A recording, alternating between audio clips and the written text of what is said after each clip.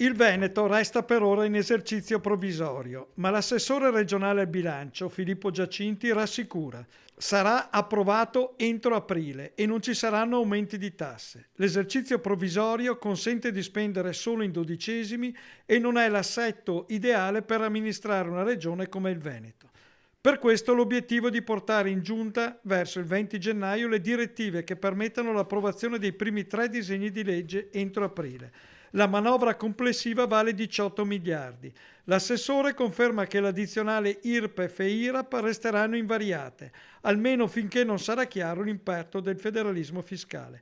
Priorità, dice, sostenere famiglie, imprese e sanità, tenendo i conti in ordine.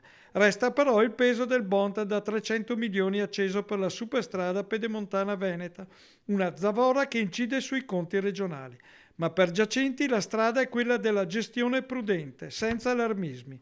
Sul piano politico l'assessore di Fratelli d'Italia rivendica la compattezza della maggioranza e assicura: il Veneto continuerà a garantire servizi senza toccare il portafoglio dei cittadini.